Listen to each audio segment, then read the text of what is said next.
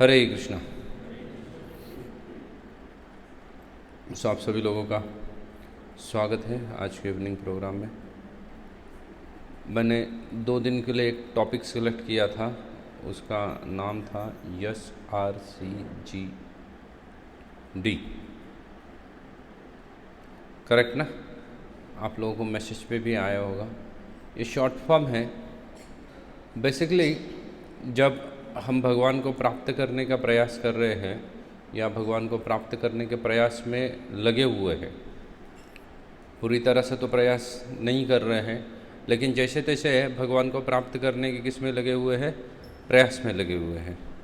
भगवान प्राप्त होंगे नहीं होंगे ये तो दूर की बात है, लेकिन भगवान को प्राप्त करने के लिए जब हम प्रयास में लगे रहते हैं तो कई सारे चीज़ों की हमारे जीवन में आवश्यकता होती है। कई सारे नए चीज़ों की हमारे जीवन में क्या होती है? आवश्यकता होती है। और उन गुणों को जब तक हम चीज़ों को अंगीकार नहीं करते हैं तब तक हम भगवान को प्राप्त नहीं कर सकते हैं। एक सिंपल सी बात है। प्रायः लोगों की ये गलत मन धारणा होती है कि मैं जितना कर रहा हूँ ना, मुझसे जितना हो रहा है उतना मैं कर रहा हूँ, बस इससे ज़्यादा मुझसे नहीं होने वाला है और इससे ज़्यादा मैं करने वाला नहीं हूँ। अगर ऐसे धारणा के साथ हम रहेंगे कि मुझसे जितना हो रहा है उतना ही मैं कर रहा हूँ, इससे ज़्यादा ना ही मुझसे होगा, ना ही मैं इससे ज़्यादा कर सकता हूँ, ऐसे अगर हम धारणा में रहेंगे तो डेफिनेटली हमें भगवान की प्राप्ति नहीं हो सकती है। हम भक्ति में कुछ एक स्थान तक क्या कर सकते हैं? प्रगति कर सकते हैं, लेकिन उसके आगे अपने आप को क्या नहीं कर सकते हैं? उठा नहीं सकते हैं। तो इसलिए अगर हमें अपने आप को उसके आगे उठाना है या उसके आगे चलना है तो हमें क्या करना पड़ेगा? हमें खुद को भक्ति में सीरियस होना पड़ेगा। हमारे अंदर कुछ गुणों का हमें विकास करना पड़ेगा। तो हम उस गुणों के बारे में जानेंगे आज का, और next Saturday 13th I think 13, ये 2 समय में हम उसके बारे में चर्चा करेंगे। और उसके 13 के बाद फिर आने वाला जो शनिवार है वो 20 का शनिवार है, ठीक ना? तो 20 तारीख के शनिवार से आगे हम लोग कंटिन्यू रामायण के ऊपर चर्चा करेंगे। रामायण से कुछ शिक्षाओं को हम देखेंगे, क्योंकि मैंने सोचा कि चलो राम मंदिर का उद्घाटन होने जा रहा है, ओपनिंग होने जा रहा है अयोध्या में, तो कई सारे लोग उसके बारे में जानना चाहते हैं या रामायण से कुछ ऐसी शिक्षाएं हैं क्या जिसको हम क्या कर सकते हैं, हमारे अपने निजी जीवन में उतार सकते हैं। तो उसके बारे में हम देखेंगे, उसके ऊपर हम चर्चा करेंगे। हम उसका सर्टिफिकेट कोर्स रखा है ताकि इसलिए हमने क्या किया है, आप नए लोगों को जोड़ सकते हो। आप ट्राई कीजिएगा कि आपके आजू बाजू में या जो लोग पहले आते थे अभी आना बंद हो गए हैं, उन सबको कॉलिंग करके उन नए लोगों को जोड़ने का प्रयास करो अपने साथ। आप जितने नए लोगों को जोड़ोगे, और वो लिमिटेड है, जस्ट 30 सेशंस का कोर्स है, 30 सेशन में वो कोर्स क्या होने वाला है? ख़त्म होने वाला है। तो आप नए लोगों को उसमें जोड़ोगे तो उनको भी उसका क्या होगा? लाभ प्राप्त होगा। तो उसकी हम उसके अगले सैटरडे से 20 तारीख से उसकी शुरुआत करने वाले हैं। तो आज जो टॉपिक हम देख रहे हैं इस आज के लेक्चर में और इसके आने वाले नेक्स्ट सैटरडे के लेक्चर में, वो है SRCGD। SRCGD का फुल फॉर्म मैंने भेजा था आपको, जय प्रभु ने डाला था आपको व्हाट्सएप के ऊपर। यस का मतलब क्या था? Service. R stand for respect, C for क्या? Care, and D for G for glad, and D for dependability. तो ये कुछ गुण हैं जो हमें देखने पड़ेंगे और हमारे अंदर उसको उतारना पड़ेगा। जब तक हम खुद हमारे हृदय के अंदर झांक के नहीं देखते हैं कि मैं सच में भक्ति में कितना प्रगति किया हूँ, तब तक हमारी भक्ति में प्रगति नहीं होने वाली है। तब तक जितने सारे प्रोग्राम हैं ना, वो हमारे लिए एक सोशल गैदरिंग बन के रह जाएंगे। कई सारे लोग रहते हैं, उनके लिए चीज़ें कैसी रहती है? सोशल गैदरिंग के बराबर की रहती है। मतलब आ रहे हैं इसलिए आ रहे हैं, एक सोशल गैदरिंग की तरह एक साथ आ रहे हैं और उसके बाद क्या कर दे रहे हैं? छोड़ रहे हैं, या कुछ समय तक कंटिन्यू कर रहे हैं, फिर डिसकंटिन्यू कर रहे हैं, फिर आ रहे हैं, फिर जा रहे हैं। तो तो ये इट्स नन अदर देन क्या बन के रह जाता है, एक सोशल गैदरिंग बन के रह जाता है। लेकिन अगर हम किसी चीज़ के लिए समय दे रहे हैं तो डेफिनेटली हमारा क्या होना चाहिए, प्रगति होना चाहिए, हमारी टैंजिबल प्रोग्रेस होना चाहिए, हमारी भक्ति की गाड़ी क्या बननी चाहिए, आगे बढ़नी चाहिए। अगर हम टैंजिबल प्रोग्रेस नहीं कर रहे, हमारी भक्ति की गाड़ी आगे नहीं बढ़ रही है, तो फिर सिर्फ आके और जाने में क्या हो रहा है। तो श्रीमद् भागवतम कहता है न उत्पादयत यदि रतिम श्रम एव ही केवलम। अगर हम भक्ति में रति उत्पन्न नहीं करते हैं तो सिर्फ क्या रह जाएगा, वो एक श्रम एव ही केवलम, सिर्फ और सिर्फ वो श्रम के समान रह जाएगा जब तक रति उत्पन्न नहीं हो रही है तब तक। तो इसलिए हमें खुद होकर प्रयास करना पड़ेगा कि कुछ गुण जो है वो हमें क्या करने पड़ेंगे, हमारे अपने हृदय में उत्पन्न करने पड़ेंगे, हमें उनको डेवलप करना पड़ेगा। बिगिनिंग में अगर आप देखोगे तो वास्तविकता में तो आत्मा के पास सभी गुण हैं, लेकिन आत्मा बहुत सारे समय तक किसी वस्तु के या भौतिक प्रकृति के संपर्क में रहने की वजह से क्या हो गया है, हम हमारे ओरिजिनल गुणों को क्या हो चुके हैं, भूल चुके हैं। इस भौतिक संसार में परिस्थितिवश आत्मा इस भौतिक संसार के क्या है, संपर्क में रहा है। कितना समय तक रहा है, बहुत समय हो गया यहाँ पे संपर्क में आके, और इसलिए हम हमारे कई सारे गुणों को क्या कर चुके हैं, भूल चुके हैं। तो हमें फिर से उन गुणों को क्या करना पड़ेगा, प्रैक्टिस करके लाना पड़ेगा। जैसे आपने प्रायः हैंडपम्प देखा होगा, जो डेजर्ट में रहते हैं उसको पंप करने से पानी नहीं आता है, उसके ऊपर से क्या करना पड़ता है, पानी डालना पड़ता है। एक बकेट अगर आप ऊपर से पानी डालो तो उसके अंदर गर्मी के वजह से, गर्म हवा की वजह से एक वैक्यूम क्रिएट होता है, वो वैक्यूम क्या हो जाता है, बस्ट हो जाता है। और जैसे ही वो वैक्यूम अगर बस्ट हो गया उसके बाद अगर आप पंप करोगे तो फिर क्या हो जाएगा, पानी आना अपने आप चालू हो जाएगा। इसलिए हमें खुद को पहले बाहर से कुछ गुणों को क्या करना पड़ेगा, अंगीकार करना पड़ेगा, स्वीकारना पड़ेगा, उन गुणों को अपने अंदर उठाने के लिए प्रयास करना पड़ेगा। और जब वो गुण क्या हो जाएंगे, धीरे धीरे हमारे अंदर उतरने लगेंगे, तो फिर आत्मा के अपने जो ओरिजिनल गुण है वो क्या हो जाएंगे, अपने आप प्रकट हो जाएंगे। इसलिए हमें खुद होके क्या करना पड़ेगा, प्रयास करना पड़ेगा अपने आप को आध्यात्मिक स्तर पे उतारने के लिए। श्रीमद् भागवतम में जब चर्चा करते हैं, ब्रह्मा जी द्वितीय स्कंद में आध्यात्मिक जगत का वर्णन करते हैं। जब वो आध्यात्मिक जगत का वर्णन कर रहे हैं तब वो खास करके इन 5 गुणों के बारे में वहाँ पे बताते हैं। ये जो 5 गुण मैंने आपको बताया है, इनके बारे में ब्रह्मा जी की कहाँ बता रहे हैं, श्रीमद् भागवतम में उसका वर्णन कर रहे हैं कि ये 5 गुण आध्यात्मिक जगत में रहने वाले सभी भक्तों के अंदर होते हैं। अभी अगर हमें आध्यात्मिक जगत में जाना है तो इन गुणों का क्या करना पड़ेगा, विकास करना पड़ेगा। अगर हम इन गुणों का विकास नहीं कर पाए तो फिर आध्यात्मिक जगत में जा पाएंगे, नहीं जा पाएंगे। इसलिए हमें अगर आध्यात्मिक गुणों का विकास करना है अपने अंदर, तो फिर आध्यात्मिक संसार में जाना है, तो फिर इन गुणों का विकास करना क्या है, नितांत आवश्यक है। इन गुणों का विकास होना चाहिए। अगर हम नहीं कर पाए तो आध्यात्मिक जगत जाना फिर भूल जाओ, तो हम आध्यात्मिक संसार में नहीं जा पाएंगे।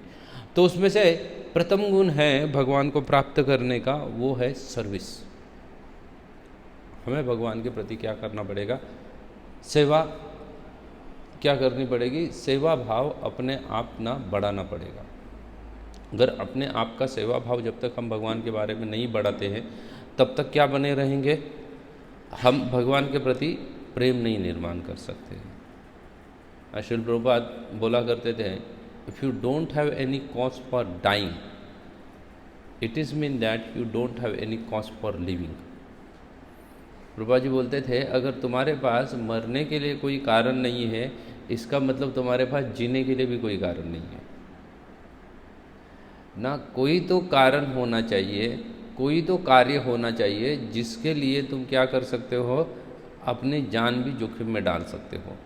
और अगर ऐसा कार्य तुम्हारे पास नहीं है, इसका मतलब जीवित रहने के लिए भी तुम्हारे पास कोई कार्य नहीं है। तुम जस्ट एक पशु की तरह क्या हो रहे हो, जीवित रह रहे हो। तो वैसे ही अगर हम जीवित रहने के लिए हम बोल सकते हैं हमारे पास कई सारे कारण हैं, ये करना है, वो करना है, वो करना है, लेकिन वास्तव में वो जीवित रहने के लिए कारण नहीं है। हमें वास्तव में जीवित रहने के लिए कुछ मुख्य कार्य चाहिए। फिर किसी के जीवन में हो सकता है वो क्या करना चाहता हो, किसी के जीवन में कोई ऐसा व्यक्ति होगा जो व्यक्ति कोई ना कोई फिलॉन्थ्रोपिकल एक्टिविटी करना चाहता हो, कोई व्यक्ति हो सकता है जो कोई सोशल एक्टिविटी करना चाहता हो, करना चाहते हैं नहीं करना चाहते, कई सारे व्यक्ति हैं।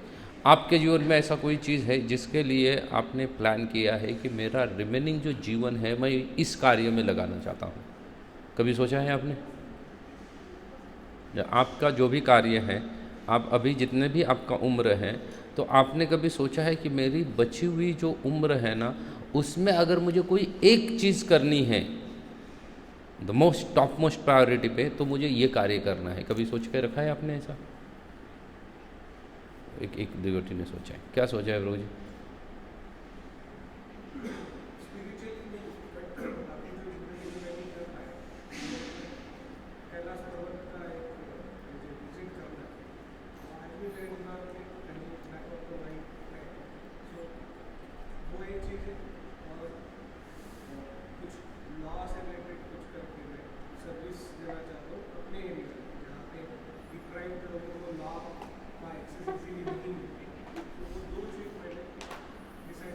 देखो, उसमें से एक चीज़ तो है, वो तो वन टाइम प्रोजेक्ट है, क्योंकि वो तो आपके बचे हुए जीवन भर, जब हम सोचते हैं कि ये मेरा जीवन का उद्देश्य है, तो अगले आने वाले 20 या 30 साल तक मुझे वही करना है। जैसे एक पॉलिटिशियन रहता है, पॉलिटिक्स उसका जब जीवन का उद्देश्य है, तो वो आगे आने वाले 20, 30 या मरने तक सिर्फ क्या करते रहता है?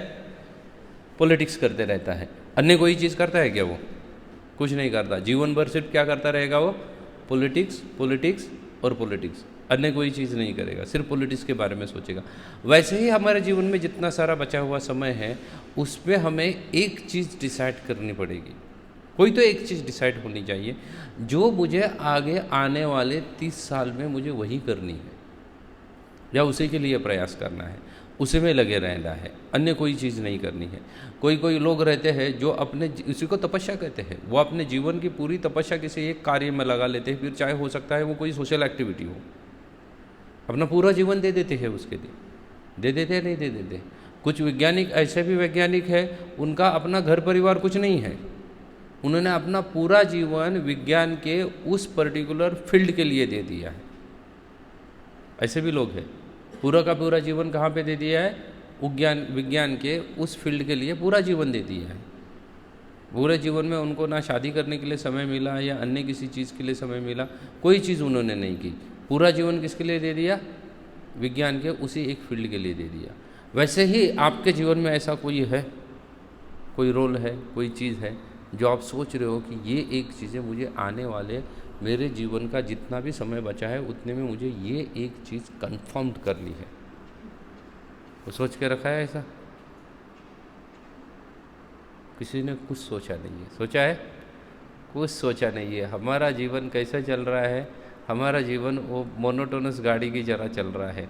रोज़ उठो, ऑफिस जाओ या जॉब पे जाओ, वहाँ पे मेहनत करो, फिर घर आ जाओ, अपना खाना बीबी ने बनाया वो खाओ, फिर बीबी की 2 गालियाँ खाओ, फिर थोड़ा सा टीवी देखो और क्या करो?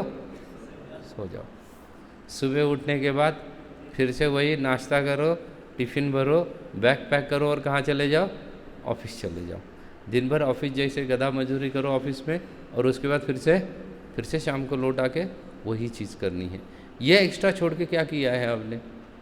अच्छा, कहीं वीकेंड वगैरह है तो ओपन हाउस वगैरह कुछ रहेगा बच्चे का, तो थोड़ा सा स्कूल में जाओ, वहाँ टीचर की गाली खाओ। पहले पिता ने खाई पहले बच्चे ने खाई पूरे साल भर गालियाँ, अभी कौन खा रहा है गाली आके? अभी पिता आके गाली खा रहा है। गाली देने वाला एक ही टीचर है, उसने पहले बच्चे को देके वो थक जाता है, फिर वो बोलता है कि अभी क्या करो, अभी पेरेंट मीटिंग अटेंड करो। इनका क्या है, इनको गालियाँ दे के थक गए, अभी थोड़ा किसको गाली देते हैं? इनके पेरेंट्स को गाली देते हैं। इसलिए उनको बुलाता है और उनको क्या करता है? उनको थोड़ा गाली दे देता है। होता है नहीं होता है? अच्छा, ये छोड़ के और क्या एक्स्ट्रा चीज़ करते हैं हम जीवन में? कोई कर रहे हैं? कोई एक्स्ट्रा चीज़ कर रहे हैं? नहीं कर रहे हैं। मतलब फिर से वही घूम रहे हैं। आहार निद्रा भय मैथुन जैसे है ना, वैसे ही हमारा राउंड एंड राउंड वही चीज़ कर रहे हैं। लेकिन जीवन का कुछ ऐसा उद्देश्य होना चाहिए ना। ऐसा मैं मनुष्य हूँ तो कुछ जीवन में उद्देश्य होना चाहिए। और अगर जीवन में उद्देश्य नहीं लेके हम चल रहे हैं तो फिर हम पशुवत जीवन जी रहे हैं। आपको लग सकता है कि मैंने बहुत सारा अकम्पलिशमेंट वगैरह किया है, लेकिन अकम्पलिशमेंट वगैरह ऐसा कोई बड़ी चीज़ हमने नहीं की है ना। थोड़ा सा जॉब में जाते हैं, वहाँ पे क्या कर दिया, थोड़ा सा किसी ने अप्रिशिएट कर दिया होगा। और फिर कुछ अकम्पलिशमेंट अगर हम करना भी चाहते हैं, कुछ जीवन में प्राप्त करना चाहते हैं, तो वो सभी प्रयास किसके लिए है, थोड़ा सा सैलरी बढ़ाने के लिए, बराबर की नहीं है। थोड़ा सा सैलरी के लिए, थोड़े से प्रमोशन के लिए, या और कोई एक आधा कोर्स कर देंगे जिससे ये जॉब स्विच करके मुझे क्या लग जाए, अच्छे सैलरी का दूसरा जॉब लग जाए। मतलब बेसिकली फिर से किसके लिए कर रहे हैं कार्य, सैलरी बढ़ाने के लिए कर रहे हैं। लेकिन धन कमाने के अलावा हमारे जीवन में कोई ऐसा टारगेट है जो चीज़ मैं करना चाहता हूँ? कोई ऐसा टारगेट रखा हुआ है? कोई टारगेट नहीं रखा हुआ है। चाहे फिर वो भौतिक क्यों ना हो, आध्यात्मिक तो दूर की बात है, कोई भौतिक क्यों ना हो, लेकिन हमारा कोई टारगेट नहीं है। और अगर भौतिक ही टारगेट नहीं हम सेट कर पा रहे हैं, तो फिर हम आध्यात्मिक टारगेट कब सेट कर पाएंगे? कब हम अपने आप में झांक के देखेंगे, अपने हृदय में? कब हम सोचेंगे कि मैं भक्ति में प्रगति कर रहा हूँ या नहीं कर रहा हूँ? या फिर प्राय ऐसा होता है कि भाई प्रभु जी फ़ोन करते हैं मंदिर से, वो पुश कर रहे हैं, इसलिए 4 का चलो 6 माला करना चालू कर देता हूँ। बिगिनिंग में अच्छा है कि किसी के पुश से हम कर रहे हैं, लेकिन उसके बाद तो मेरा खुद का कोई टारगेट होना चाहिए या नहीं होना चाहिए? आपको क्या लगता है, होना चाहिए या नहीं होना चाहिए? कोई तो मेरा खुद का टारगेट होना चाहिए। इवन हम भौतिक जीवन भी क्यों ना जिए, चलो आध्यात्म को अगर साइड में रख के सिर्फ भौतिक जीवन की भी चर्चा करें, तो भौतिक जीवन में भी व्यक्ति के जीवन में कुछ तो टारगेट होना चाहिए। कोई तो चीज़ होनी चाहिए जिसको वो क्या करता है, प्राप्त करना चाहता है, उसको करना चाहता है। कोई तो एक चीज़ होनी चाहिए, लेकिन ऐसे लोग बहुत कम होते हैं। बाकी सब पूरा समाज जो है वो क्या है, they are like a zombies. तो वो क्या कर रहे हैं, एक पागल लोगों की तरह क्या कर रहे हैं, सिर्फ चलते जा रहे हैं, आगे चलते जा रहे हैं, कहाँ जाना है कुछ पता नहीं है। वैसे होता है ना, आप देखो जो कॉलेज के लड़के रहते हैं ना, उनके पास बाइक दे दो, वो कुछ ना कमाता है ना उसको कहीं पे टाइम पे पहुंचना है, कुछ नहीं करना है, लेकिन फिर भी आप देखो रास्ते पे वो बाइक क्या करता है, दौड़ाता रहता है। क्यों दौड़ा रहा है, कुछ नहीं, कहीं पे उसको टाइम पे पहुंचना है, कोई ज़रूरत नहीं है, उसके वजह से कोई संसार का काम रुक नहीं रहा है, तो उसको कहीं टाइम पे नहीं पहुंचना है। फिर भी आप देखो सबसे तेज़ी से कौन दौड़ते रहते हैं, कॉलेज जाने वाले दौड़ते रहते हैं। हालांकि उसको कॉलेज भी टाइम से नहीं पहुंचना है, वहाँ पे भी वो कभी टाइम पे नहीं रहता है, वहाँ पे भी वो लेट ही रहता है, लेकिन फिर भी वो दौड़ रहे हैं। क्यों दौड़ रहे हैं? कोई भी टारगेट रखे बिना हम क्या कर रहे हैं, सिर्फ जीवन में आगे बढ़ रहे हैं। इसलिए पहले तो आप लोगों को आपके जीवन का कोई तो एक टारगेट फिक्सअप करना पड़ेगा। जब तक आप फिक्सअप नहीं करते हो कि आगे आने वाले 5 साल के अंदर मेरा दीक्षा होना चाहिए, मैं अपने आप को उतने लेवल तक अपलिफ्ट करूँगा ही करूँगा, इसको कहा जाता है टारगेट ओरिएंटेशन भक्ति। क्योंकि हम साधना कर रहे हैं ना, साधना भक्ति मतलब शास्त्रों के नियमों के अनुसार, और ऊपर से वो टारगेट ओरिएंटेड भी होनी चाहिए कि अगले 5 साल में मैं यहाँ तक अपने आप को अपलिफ्ट करूँगा। नहीं तो फिर ऐसा रह जाएगा कि अगले 50 साल के बाद भी मैं 2 ही माला पे रह जाऊँगा। तो क्या भक्ति में प्राप्त किया? कुछ प्राप्त किया? कुछ प्राप्त नहीं किया। फिर तो वो एक गाय की तरह हो गया। गाँव में क्या है ना, स्कूल के बहुत बड़े बड़े क्या होते हैं, ग्राउंड हुआ करते हैं, तो उस ग्राउंड पे बच्चे स्कूल में जाते हैं, और गांव की गाय भी क्या आती है, घास चरने के लिए वही स्कूल के ग्राउंड पे आ जाती है। 10 साल के बाद गाय क्या कर रही है, घास चल रही है वहाँ पे। और बच्चा कहाँ पहुँच जाता है 10 साल के बाद? पहली कक्षा का बच्चा कहाँ पहुँच जाता है? 10वीं में पहुँच जाता है। और गाय कहाँ पे रह गई? वही घास खाते रह गई। तो फिर हमारा भी ऐसा ही हाल हो जाएगा ना। अगर हम कोई टारगेट लेके नहीं चलेंगे भक्ति में, तो फिर हमारा हाल भी क्या हो जाएगा, वैसा का वैसा ही हो जाएगा। कुछ आगे बढ़ने वाले हैं, कुछ आगे बढ़ने वाले नहीं हैं। इसलिए पहले तो भक्ति को समझना चाहिए, और उसके बाद कुछ भक्ति में टारगेट होना चाहिए। जैसे कोई टारगेट रख सकता है कि अगले आने वाले 3 महीने में भगवद गीता पढ़ के ख़त्म कर दूंगा, 2 साल के अंदर पूरा भागवतम पढ़ के ख़त्म करूंगा, और 3 साल के अंदर पूरा चैतन्य चरितामृत पढ़ के ख़त्म करूंगा। ये क्या होता है? ये टारगेट है। ये भक्ति में हमने क्या किया है, कुछ तो गोल रखा है, और उसको प्राप्त करने के लिए क्या कर रहे हैं, हम लोग प्रयास कर रहे हैं। लेकिन अगर ऐसा गोल नहीं रखा है तो भक्ति में कुछ प्रगति होने वाली है हमारी? कुछ नहीं प्रगति होने वाली है। बल्कि जो कार्य हम कर रहे हैं, वो कार्य कुछ समय के बाद हमें बर्डन लगना लगेगा। क्या लगने लगता है? वही कार्य बर्डन लगने लगता है। इसलिए आप देखिएगा, प्रायः कई सारे गृहस्थों का एक्सपीरियंस रहता है, उनको एक 10-15 साल शादी के बाद बीत जाने के बाद पूछो ना, तो वो बोलेगा कि मैंने क्या किया है, बहुत बड़ा गलती किया था 15 साल पहले। तो क्यों उसको बर्डन लगने लग रहा है? क्योंकि वो कोई टारगेट ओरिएंटेड चल रहा है, कोई प्लानिंग के साथ जीवन बिता रहा है? नहीं बिता रहा है। तो फिर रिजल्ट क्या कर रहा है उसका? उसको बर्डन फील होने लगा है। हर चीज़ वो लग रहा है कि मैं फंस गया हूँ करके इसके अंदर।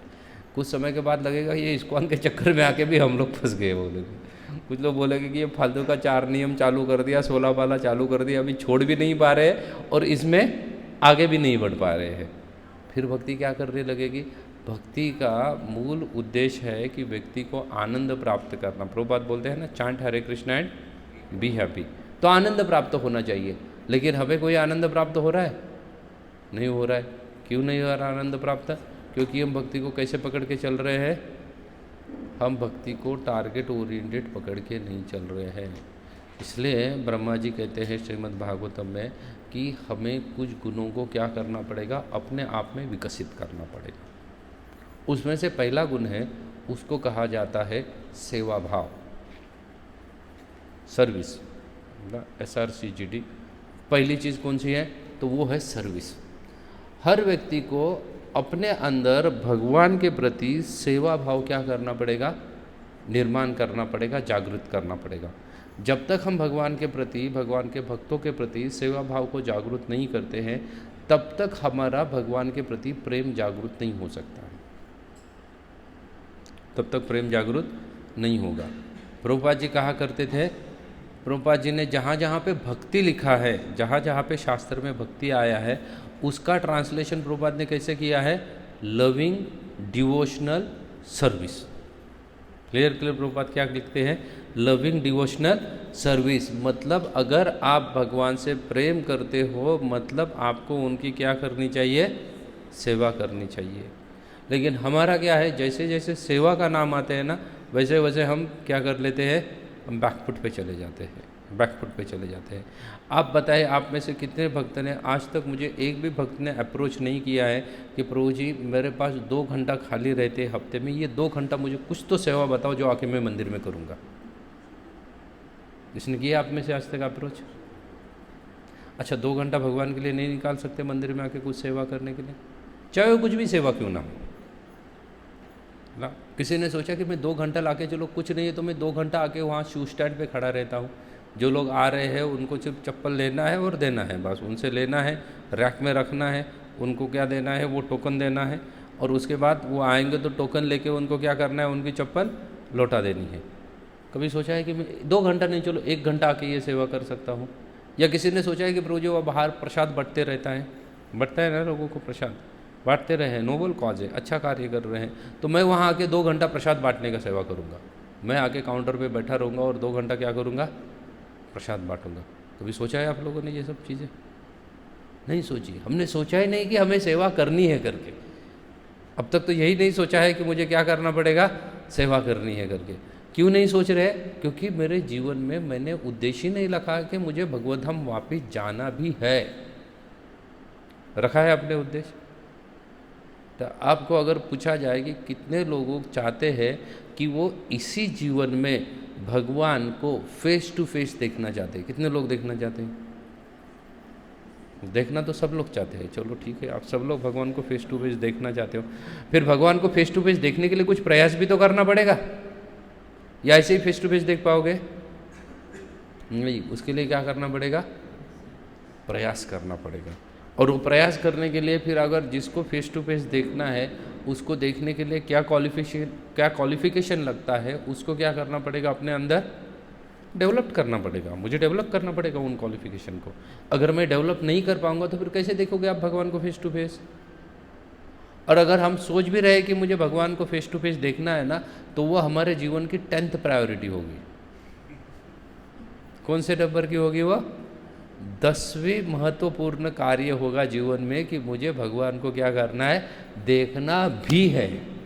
देखना नहीं है, क्या है? मुझे भगवान को देखना भी है। और वो अरे जीवन में कितना महत्वपूर्ण है? तो मेरे जीवन की 10th प्रायोरिटी है। आपके जीवन की सच में फर्स्ट प्रायोरिटी है भगवान को प्राप्त करना? नहीं है। अगर फर्स्ट प्रायोरिटी हमारे जीवन में होता था भगवान को प्राप्त करने की, तो हम सब छोड़ के पहला कार्य क्या करते थे? भक्ति करते थे, अपनी माला बढ़ाते थे, भगवत गीता का अध्ययन करते थे, भागवतम का अध्ययन करते थे, भगवान को समझ के लेते थे, भाई ये भगवान है क्या चीज़, वो दिखते कैसे हैं, उनके बारे में डिटेल जान के लेते थे। लेकिन ये सभी चीज़ें जब हम नहीं कर रहे, मतलब ये क्या दर्शा रहा है? भगवान को देखना हमारी प्रायोरिटी है? नहीं है। भगवान को देखना हमारी प्रायोरिटी है ही नहीं है। हमारी प्रायोरिटी प्राय क्या है? क्या है प्रायोरिटी? धन कमाना, बस। To earn more and more money, ये क्या है? हमारी प्रायोरिटी है। ये छोड़ के हमारे जीवन में अन्य कोई प्रायोरिटी नहीं है। है कोई प्रायोरिटी? नहीं है। सिर्फ प्रायोरिटी क्या है? धन कमाना प्रायोरिटी है।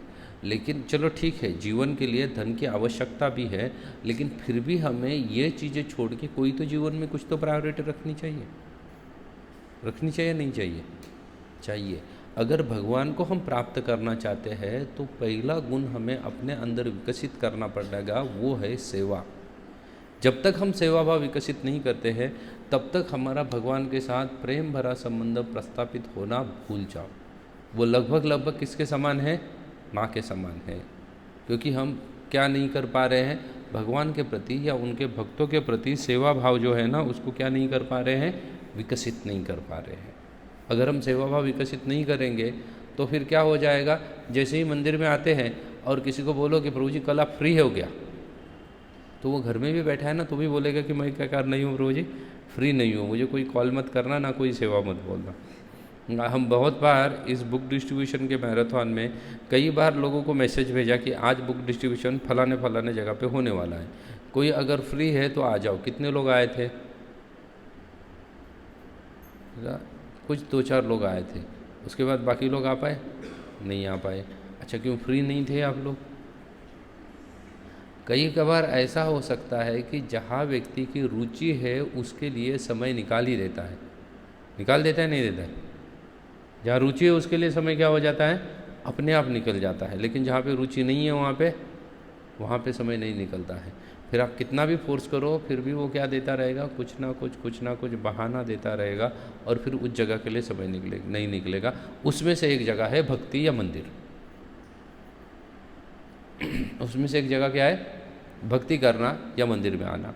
और जब हमारे पास सेवा भाव नहीं है तो फिर हम ये सब चीज़ों के बारे में सोचेंगे भी नहीं। सोचेंगे? नहीं सोचेंगे। कृष्णा, प्रभुपाद बोला करते हैं that Krishna is a jealous lover. Krishna प्रेम तो चाहते हैं, लेकिन कैसा प्रेम चाहते हैं? तो वो फुल अटेंशन चाहते हैं अपने ओर। वो किसी का भी हाफ अटेंशन से किसी की ओर प्रसन्न नहीं होते हैं। अगर उनको प्रसन्न करना है तो अटेंशन भी कैसा चाहते हैं? वो फुल अटेंशन चाहते हैं। 100 आउट ऑफ 100% अटेंडेंस वो किसके ओर चाहते हैं? वो सोचते हैं कि अगर कोई 100 आउट ऑफ 100% अगर अटेंशन मेरी ओर देगा तो ही मैं उसके ऊपर कृपा करूँगा। 50-50 अटेंशन देने वाले के पास बोले कोई कृपा विपा नहीं है, उसको कहाँ पे आने दो? 100% पे आने दो। कृष्णा इतनी जलस लवर है। वो सोचते हैं कि अगर आप मुझे स्वीकार करते हो आपके जीवन में तो फिर सिर्फ कौन होना चाहिए? सिर्फ मैं ही होना चाहिए, और कोई दूसरा नहीं होना चाहिए, सिर्फ मैं होना चाहिए। ऐसे कृष्ण का प्रेम है। ऐसे कृष्ण अगर हमसे चाहते हैं और अगर हम इस स्तर पे नहीं आए हैं, इसका मतलब है साफ साफ कि कृष्ण हमें नहीं मिलेंगे। हम हाथ तो दोनों भी खड़े कर सकते हैं कि मैं क्या चाहता हूँ, इसी जन्म में कृष्ण को प्राप्त करना चाहता हूँ। लेकिन जैसे ही सेवा का नाम आता है तो फिर मैं क्या करता हूँ? कई सारे बहाने देता हूँ। कई सारे बहाने देके क्या कर रहता हूँ? वहाँ से भागना चाहता हूँ। चाहते हैं नहीं चाहते हैं? कई सारे बहाने देके भागना चाहते हैं। अगर हम सच में कृष्ण से प्रेम करते हैं तो फिर डेफिनेटली हम कृष्ण की सेवा करने का कोई ना कोई क्या ढूंढते रहेंगे? बहाना ढूंढते रहेंगे। रहेंगे या नहीं रहेंगे? कोई ना कोई बहाना ढूंढते रहेंगे। जैसे अगर हम किसी व्यक्ति को मिलना चाहते हैं या कोई सुपरस्टार है, फिल्म सुपरस्टार यहाँ पे आता है, तो आप कोई ना कोई बहाना ढूंढ के उसके नज़दीक जाने का प्रयास करोगे या नहीं करोगे? करेंगे ना? कुछ ना कुछ बहाने से उसके नज़दीक जाने का प्रयास करेंगे। फिर जब हम कृष्ण को प्राप्त करना चाहते हैं तो फिर हम कृष्ण के नज़दीक जाने का प्रयास क्यों नहीं कर पा रहे? कुछ ना कुछ बहाने से कृष्ण के नज़दीक जाने का प्रयास हमसे हो रहा है क्या? तो वास्तव में हो रहा है? नहीं हो रहा है। हम किसी भी बहाने से कृष्ण के नज़दीक जाने का प्रयास नहीं कर रहे हैं, बल्कि हम किसी न किसी बहाने से क्या कर रहे हैं? कृष्ण से दूर जाने का प्रयास कर रहे हैं। कर रहे हैं नहीं कर रहे हैं? कृष्ण से क्या कर रहे हैं? हम दूर जाने के प्रयास में लगे हुए, कृष्ण के नज़दीक आने के प्रयास में नहीं लगे हुए हैं। अगर हम कृष्ण के नज़दीक आना चाहते हैं तो सबसे पहला गुण हमें हमारे अंदर क्या करना पड़ेगा? डेवलप करना पड़ेगा। वो है सर्विस एटीट्यूड। हमारा क्या होना चाहिए? मूड कैसा होना चाहिए? सेवा के लिए होना चाहिए। सर्विस एटीट्यूड हमारा मूड होना चाहिए। और वो जितना हम हमारे अंदर सर्विस एटीट्यूड को क्या करते रहेंगे, बढ़ाते रहेंगे, उतना ही हम कृष्ण के नज़दीक पहुँचेंगे। इसलिए श्रीमद् भागवतम में ब्रह्मा जी कहते हैं कि वैकुंठ में भगवान विष्णु या भगवान नारायण जहाँ पे रहते हैं, वहाँ पे माता लक्ष्मी सदैव उनके किस में लगी हुई है? सेवा में लगी हुई है। सदैव किसी न किसी तरीके से कृष्ण का ध्यान अपनी ओर आकर्षित करने के लिए माता लक्ष्मी क्या कर रही है? उनकी सेवा कर रही है। आप प्रायः देखो, अगर कोई नवयुवक किसी युवती का ध्यान अपनी ओर आकर्षित करना चाहता है तो वो क्या करता है? शुरुआत कहाँ से करता है? शुरुआत होती है सेवा से। वो उसके लिए गिफ्ट खरीदेगा, बराबर है, उसको जो हेल्प है वो करने का प्रयास करेगा, उसका सामान उठाएगा, न जाने अन्य क्या क्या चीज़ करेगा। कहाँ से शुरुआत की है उसने? सर्विस से की है। की या नहीं की है? अभी हम अगर कृष्ण का ध्यान अपनी ओर आकर्षित करना चाहते हैं तो फिर हम इसमें से क्या कर रहे हैं बताइए?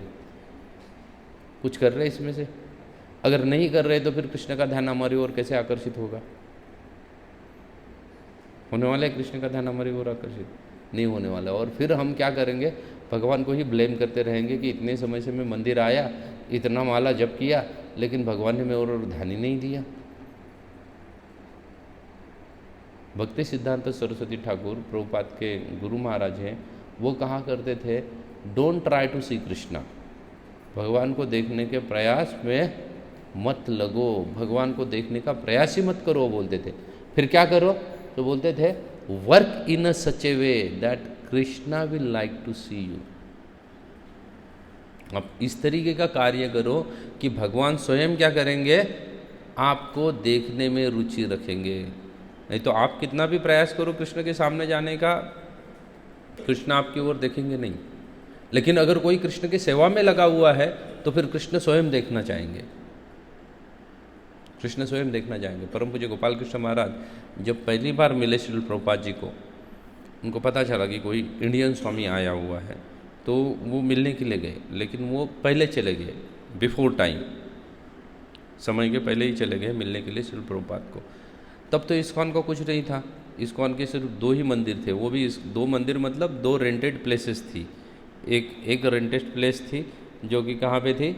वहाँ पे न्यूयॉर्क में थी, the matchless gift store fund जिसको कहते हैं, जो इस्कॉन का प्रथम मंदिर माना जाता है, जो अब तक इस्कॉन के नाम पे नहीं है। तो वो रेंटेड था इस्कॉन के पास। एक दुकान जितना होता है ना उतना ही जगह है वो, उससे ज़्यादा जगह नहीं है। और दूसरा जगह उन्होंने रेंट पे लिया था, वो लिया था एक फ्लैट, वो लिया था कहाँ पे? टोरंटो में, जो कि कनाडा में आता है, कनाडा और ये लग के है। तो उन्होंने दूसरा जो फ्लैट लिया था वो टोरंटो में था। तो जब गोपाल कृष्ण महाराज वहाँ पे चले गए, it's like a flat only, more and less, वो फ्लैट जैसी ही थी। तो उसमें एक बेडरूम था जिसमें प्रभुपाद जी रुकने वाले थे, या वो रात में उसमें रहने वाले थे। तो वहाँ तो सभी अमेरिकन लोग थे, और भी वो भी गिने चुने थे, 8-10 लोग थे। तो प्रभुपाद आने वाले हैं, तो उनको एक अच्छा व्यक्ति मिल गया कुछ सेवा करने के लिए, तो उनको उन्होंने सेवा लगाई कि भाई ये जो प्रभुपाद का कमरा है ना, इसको आप साफ़ करो। पहली बार आया मंदिर में, तो हमारे यहाँ अगर पहली बार इतने लोग दर्शन के लिए आते हैं, उनको अगर हम ये मंदिर साफ़ करने के लिए लगाएंगे ना, वो फिर से कभी मंदिर में नहीं आने वाले। वो बोलेंगे इसको वालों के पास नहीं जाना चाहिए। वो क्या करते हैं, जैसे ही मंदिर में जाओ हाथ में झाड़ू पकड़ा देते हैं, अगर पकड़ाना चालू करे तो आएंगे लोग, नहीं आने वाले। लेकिन उन्होंने पहले महाराज को सेवा दी। महाराज ने वो पूरा रूम उनका साफ़ किया। रूम साफ़ करने के बाद फिर प्रभुपाद आए। प्रभुपाद आने के बाद शाम को प्रभुपाद का लेक्चर हुआ। It is the first lecture Maharaj is attending in Toronto. Prabhupada का लेक्चर ख़त्म होने के बाद प्रसाद के बाद महाराज जब निकल रहे थे, महाराज निकले नहीं, महाराज तो चले गए, वो जहाँ पे रहते थे टोरंटो में वहाँ पे चले गए। और उसके बाद उनको रात में लेट नाइट कॉल आया वहाँ के अध्यक्ष का, या जो वहाँ पे सेवा का इंचार्ज था उसका कॉल आया, और उसने कहा that our Swami wanting to meet you, आप कल आना पसंद करोगे? महाराज बोल रहे डेफिनेटली, व्हाई नॉट। तो दूसरे दिन जाने के बाद उन्होंने पूछा कि क्या किया मैंने, कि ऐसे स्वामी आपको मिलना चाहते हैं। तो प्रभुपाद जी बोले कि ये जो रूम है ना, जिसने भी क्लीन किया है, he done very nice service, उसने बहुत अच्छे से उसको क्लीन किया, that's why I want to see that person. And see today the after Prabhupada almost he spread ISKCON, सबसे ज़्यादा कॉन्ट्रीब्यूशन है वो उन्हीं का है इस्कॉन में। तो जो अगर हम भगवान की सेवा नहीं करेंगे या सेवा में रुचि नहीं रखेंगे तो फिर हम भगवान का ध्यान आकर्षित नहीं कर सकते हैं। महाराज ने उस समय में अपने गुरु की सेवा की, उन्होंने गुरु का ध्यान आकर्षित किया। आज भी ऐसे ही बहुत बार ऐसे होता है कि अभी 2-3 दिन पहले गोपाल कृष्ण महाराज यहाँ पे थे 2 दिन के लिए, कल ही चले गए, तो 2 दिन के लिए यहाँ पे महाराज थे। तो बहुत सारे लोग आते थे और क्या करते थे, लाइन में खड़े रहते थे, बोलते थे हमें महाराज से मिलना है। मुझे ये नहीं समझ में आता है कि मिलने का पर्पज़ क्या है, क्यों मिलना चाहते हैं। समझ में तो आ गया, चलो आपको मिलना है महाराज से, लेकिन उसका कुछ पर्पज़ होना चाहिए, क्यों मिलना चाहते हैं इसका कुछ पर्पज़ होना चाहिए या नहीं होना चाहिए। लोग बोलते नहीं नहीं ऐसे ही महाराज को देखना है। अरे ऐसे देख के क्या करोगे, वो तो जब भागवतम कक्षा दे रहे थे तब देखा नहीं क्या आपने? तो जब भागवतम में जैसे व्यासासन पे दिखते हैं वैसे ही रूम में दिखने वाले हैं, कि कुछ अलग दिखने वाले हैं? नहीं दिखने वाले, लेकिन फिर भी देखना है। तो कुछ लोगों को तो मैं कई बार बोलता हूँ कि भाई आप कुछ ऐसा कार्य करो जिससे महाराज इंटरेस्टेड हो जाए कि मैं उस भक्तों को क्या चाहता हूँ, इसको मिलना चाहता हूँ, इसको बुलाओ करके।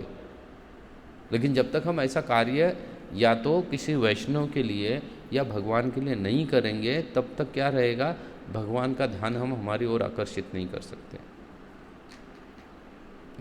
हमें प्रायः हमारे जीवन में इतना आलस्य कूट के भरा हुआ है कि हम किसी भी प्रकार की सेवा नहीं करना चाहते हैं। अगर हमें मंदिर में आके थोड़ा सा सेवा करने के लिए अगर कोई कह भी दे तो भी हम क्या करेंगे, 1000 बहाने बना देंगे कि मुझे नहीं सेवा करनी है, मुझे सेवा नहीं करनी है। लेकिन जब तक हम भगवान की सेवा नहीं करेंगे, भगवान का ध्यान नहीं आने वाला है हमारी ओर।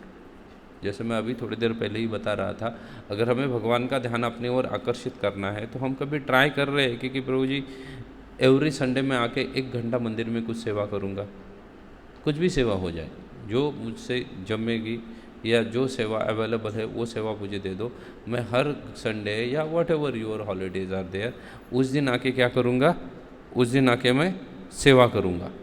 ट्राई किया कभी हमने? किया है अब तक? ट्राई नहीं किया है। कभी पूछा है? नहीं पूछा है। बल्कि कई बार हम फ़ोन करके बोलते हैं कि प्रभु जी आज सेवा के लिए आओगे, तो लोग क्या करते हैं, लोग बोलते हैं नहीं नहीं आज क्या है प्रभु जी, बहुत बिजी हूँ, नेक्स्ट टाइम पूछना। ऐसा नेक्स्ट टाइम करते करते सालों साल बीत जाते हैं, लेकिन लोग सेवा के लिए तैयार नहीं होते हैं। तो भगवत धाम जाने के लिए ये बहुत बड़ा क्राइटेरिया है।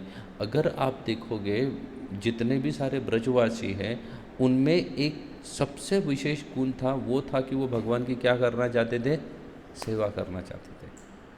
सिर्फ भगवान को देख के जाना नहीं चाहते थे, वो क्या करना चाहते थे, भगवान की सेवा करना चाहते थे। और वो इतने व्यस्त रहते थे भगवान की सेवा में कि उनको अपने बाहरी कार्य का किसी भी प्रकार का क्या नहीं रहते था, याद नहीं रहता था। बाहरी कार्यों के बारे में कोई पता नहीं रहता था, क्योंकि वो नित्य रूप से भगवान की क्या करना चाहते थे, सेवा करना चाहते थे। और वो सेवा करना चाहते थे, उन्होंने सेवा की, इसीलिए वो क्या कर गए, भगवान को समझ गए। नहीं तो फिर भगवान को समझना भी बड़ा मुश्किल है। जैसे हिरण्यकशिपु ने नरसिंह भगवान को नहीं देखा है, क्योंकि उन्होंने नरसिंह भगवान ने ही हिरण्यकशिपु का वध किया है, इसका मतलब उसने नरसिंह भगवान के क्या लिए, दर्शन लिए हुए है। रावण ने भगवान रामचंद्र को नहीं देखा है, क्योंकि उन्हीं के हाथों उनका वध हुआ। कंस ने भगवान कृष्ण को नहीं देखा है, क्योंकि उन्हीं के हाथों उनका वध हुआ। लेकिन उसके बावजूद भी उनको उसका फायदा क्यों नहीं हुआ, कुछ फायदा हुआ उनको? नहीं हुआ, क्योंकि उनके देखने में एक बहुत बड़ी चीज़ लैकिंग थी, वो थी सर्विस एटीट्यूड। वो भगवान की किसी भी तरीके की सेवा नहीं करना चाहते थे। हालांकि युद्ध तो किसने किया, युद्ध सिर्फ कंस के साथ नहीं, युद्ध तो भगवान ने जाम्बवान के साथ भी किया था या नहीं किया था? युद्ध तो भगवान ने जाम्बवान के साथ किया, लेकिन जाम्बवान का वध किया क्या भगवान ने? नहीं किया। जाम्बवान का वध नहीं किया, क्योंकि भगवान जानते हैं कि इसने मेरी क्या की है, बहुत सारी सेवा की हुई है इसने, इसलिए इसका वध नहीं कर सकते हो। बल्कि बोले मुझे थोड़ा युद्ध खेलना था तो कोई मिल नहीं रहा था, तो किसको ढूंढ लिया भगवान ने युद्ध करने के लिए? मल्ल युद्ध करने के लिए जाम्बवान को ढूंढ लिया। उन्होंने उसके साथ जाके मल्ल युद्ध करा। लगभग 27 दिन तक मल्ल युद्ध किया भगवान ने। तो भगवान ने उनके साथ मल्ल युद्ध करके उनका क्या किया है, सेवा को स्वीकार किया है। तो उसी तरह से हमें भगवान की कुछ ना कुछ सेवा करनी चाहिए, किसी तरीके की कुछ ना कुछ सेवा करनी चाहिए, नहीं तो फिर हम उन असुरों की तरह ही रहेंगे, असुरों की तरह ही रहेंगे। इसलिए आप देखिएगा, जब भगवान कहाँ थे, हस्तिनापुर में रहा करते थे, तो कंस, कर्ण, दुर्योधन आदि लोग भगवान को नहीं देखते थे? देखते थे, डेफिनेटली भगवान को देखते थे, लेकिन उसके बाद भी भगवान का सेवा करने का कोई भाव उनके हृदय में नहीं था। इसलिए उनका हृदय परिवर्तन हुआ? कुछ नहीं हो पाया।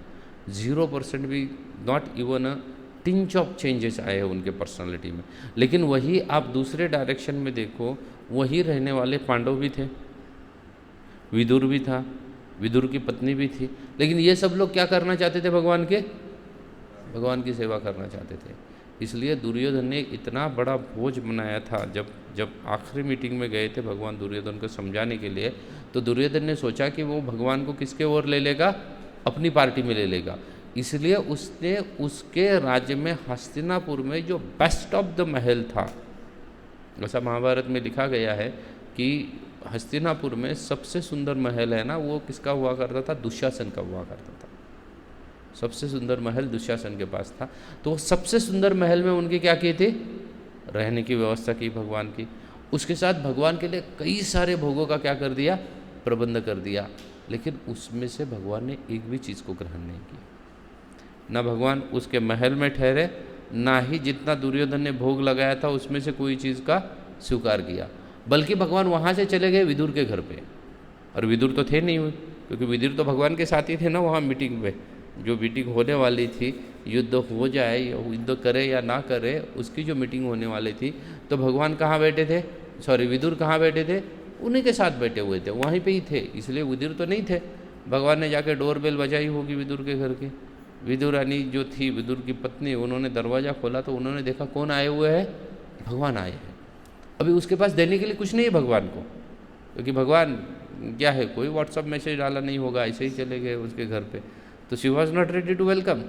भगवान को वेलकम करने के लिए वो रेडी नहीं थी। फिर भी भगवान उसके पास गए और बोले मुझे क्या चाहिए? भूख लगी है, कुछ तो लाओ खाने के लिए। विदुर रानी बोले अभी क्या लाओ, कुछ है नहीं खाने के लिए यहाँ पे। बोले सिर्फ कुछ केला बचा हुआ है घर पे, वो अगर खा सकते हो तो मैं खिला सकती हूँ। भगवान बोले ठीक है, केला लेके आओ। तो वो इतनी खुश थी, भगवान उसके घर में आए इसको देखते हुए, तो वो केला छील के जो अंदर का फल है ना, उसको डस्टबिन में डाल रही थी, और जो केले का जो छिलका है वो किसके हाथ में दे रही थी? भगवान के हाथ में दे रही थी। और भगवान वो छिलका खा रहे थे वहाँ पे बैठ के, जिन्होंने दुर्योधन का बनाया हुआ इतना सब राजभोग त्याग दिया, और विदुर रानी के हाथ से क्या खा रहे? छिलका खा रहे।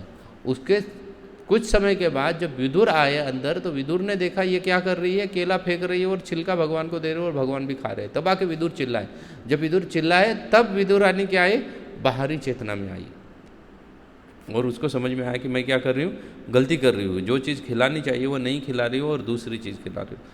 तब वहाँ पे विदुर का और भगवान कृष्ण का संवाद है महाभारत में, बहुत सुंदर संवाद है उसमें विदुर भगवान को पूछते हैं कि चलो वो तो क्या थे, वो मूर्ख है, वो अपनी बाहरी चेतना में नहीं है। वो तो विदुर ने कह दिया कि विदुर तो ये नहीं बोले कि मेरी बीवी बहुत बड़ी आपकी भक्त है, उन्होंने क्या कर दिया कि वो तो मूर्ख है, उसको नहीं समझता है क्या खिलाना चाहिए। लेकिन भगवान आप तो भगवंत हो, आपने देखा नहीं वो क्या खिला रही थी या नहीं खिला रही थी। भगवान ने क्या आंसर दिया? भगवान बोले मुझे कुछ नहीं समझ में आ रहा था, मैं पूरा समय में सिर्फ क्या था, I got captivated with the love of Vidurani. Vidurani का जो प्रेम है मेरे प्रति, उसके अंदर में क्या हो गया था, आई गॉट कैप्टिवेटेड। इसलिए मुझे भी समझ में नहीं आया कि मैं केला खा रहा हूँ, आम खा रहा हूँ, गुटली खा रहा हूँ या छिलके खा रहा हूँ, क्या खा रहा हूँ, बोले मुझे भी समझ में नहीं आया। इसको कहते हैं सेवा भाव। वो सेवा भाव की वजह से विदुरानी ने भगवान का क्या किया था, अटेंशन अपनी ओर खींच लिया था। तो अगर हम सेवा भाव हमारे हृदय में नहीं उत्पन्न करेंगे तब हम कैसे खींच पाएंगे भगवान का अटेंशन। ऐसे कई सारे लोग हैं जिन्होंने सिर्फ अपने सेवा भाव से क्या किया था, भगवान का अटेंशन अपनी ओर खींच लिया था, सिर्फ सेवा भाव से अपने आप को अपनी ओर आकर्षित किया था ना। महाभारत में एक कथा आती है, हालांकि रामायण में कथा आती है, हालांकि वाल्मीकि रामायण में नहीं लिखे हुआ है, लेकिन अन्य कई सारे रामायण में उसके बारे में लिखा हुआ है। वो है शबरी। शबरी मातंग ऋषि की शिष्या है। जब मातंग ऋषि चले गए तब शबरी थी 16 साल की। कितने साल की थी? 16 साल की। मातंग ऋषि ने उसको कहा कि आप क्या करना, आपकी कुटिया को अच्छे से सजाना, आपको मिलने के लिए भगवान आएंगे। इतना ही कहा, डेट, टाइम, ईयर कुछ नहीं बताया। सिर्फ क्या बताया, तुम्हें मिलने के लिए कौन आ जाएंगे, भगवान आ जाएंगे। क्योंकि शबरी मातंग ऋषि को पूछने लगे कि आप तो अभी चले जाओगे, शरीर छोड़ने वाले हो, मैं क्या करूं यहाँ पे रह के, या तो मैं अपने माता पिता के पास चली जाती हूँ, या तो मैं विवाह कर लेती हूँ, मैं यहाँ पे करूँ क्या रह गए। तो मातंग ऋषि बोले चिंता मत करो, तुम्हें मिलने के लिए कौन आने वाले हैं, भगवान आने वाले हैं। ये छोड़ के, ये कह के मातंग ऋषि ने शरीर त्याग दिया। तब से शबरी हर दिन एक ही काम करती थी, और वो कौन सा कार्य करती थी, भगवान के वेलकम की तैयारी। बस वो हर दिन अपने झोपड़ी को साफ करती थी, हर दिन उसको फूलों के हारों से क्या करती थी, सजाती थी। भगवान आने वाले रास्ते के ऊपर फूल बिछा के रखती थी। नए नए फल, अच्छे सीजनल फल क्या करती थी, जंगल से जाके चुन चुन के तोड़ के रख के आके टोकरी भर के रखती थी, और अपने कुटिया के बाहर बैठ के क्या करती थी, भगवान की राह देखती थी। शाम हो जाती थी, शाम में क्या हो जाता था, भगवान के राह देखते देखते उसको कब नींद न लग जाती थी वो उसको भी नहीं समझ में आता था। दूसरे दिन जब सुबह खुलती थी उसकी आँख, तब देखती थी कि क्या हो गया, एक दिन तो बीत गया है, भगवान तो आए नहीं है। अभी ये फूल क्या हो गए, पुराने हो गए, क्योंकि ये तो कल लगाए हुए थे ना, तो ये फूल पुराने हो गए, ये फल भी क्या हो गए, पुराने हो गए।